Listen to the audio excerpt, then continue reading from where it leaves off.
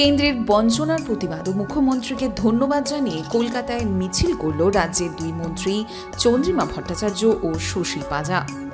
বুধবার কেন্দ্রীয় বঞ্চনার প্রতিবাদে চন্দ্রিমা ভট্টাচার্যের নেতৃত্বে বিড়লা প্ল্যানেটোরিয়ামের সামনে থেকে প্রতিবাদ মিছিলের আয়োজন করা হয়।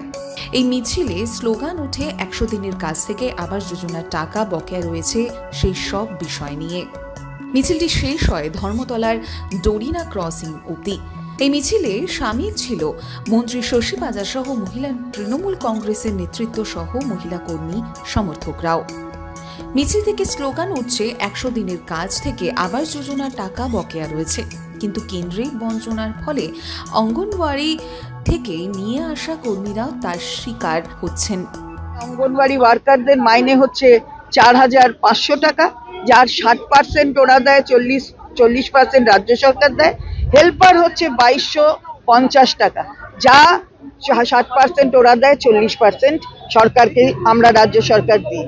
তার সাথে মাননীয় মুখ্যমন্ত্রী আর প্রধানমন্ত্রী ভারতবর্ষের তফাৎটা দেখুন। এদের কথা বিবেচনা করে এক্সট্রা ওই যে ভাতা হয় তার থেকে এক্সট্রা ৩,৭৫০ কিন্তু স্টেটের গভর্নমেন্টের পক্ষ থেকে অঙ্গনওয়াড়ি ওয়ার্কারদের আর ৪,০৫০ হেল্পারদের দেওয়া হয়।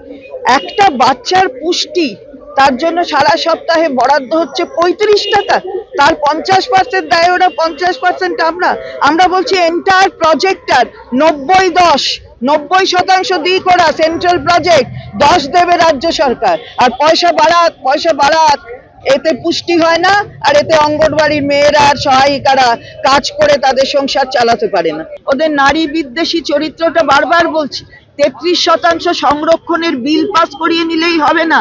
সংখ্যাধিক্যের জোরে ২৪-এর নির্বাচনের আগে ওই খালি শুধুমাত্র মেয়েদের বোকা বানানোর জন্য এসব করে লাভ হবে না।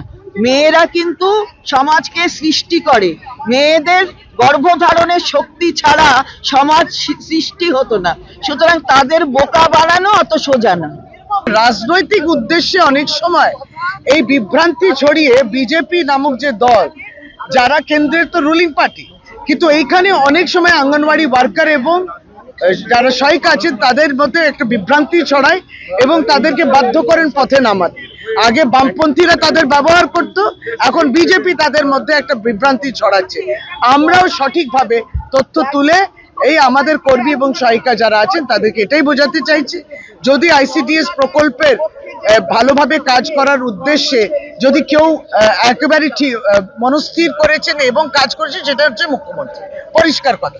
বাকি সকলে যখন বাম আমলে ছিল তাদেরকে রাজনৈতিক কারণে ব্যবহার করেছে, আর ভারতীয় জনতা পার্টিও রাজনৈতিক কারণে তাদের মধ্যে একটা বিভ্রান্তি এবং একটা অদ্ভুতভাবে তাদের রাস্তায় নামো প্রতিবাদ করে এই সমস্ত করে। কেন্দ্রীয় সরকারের মানুষের চাহিদা থেকে নজর ঘুরতে ধর্মের রাজনীতি করতে ব্যস্ত বলে অভিযোগ করেছেন চন্দ্রিমা ভট্টাচার্য সহ শশী পাজারা।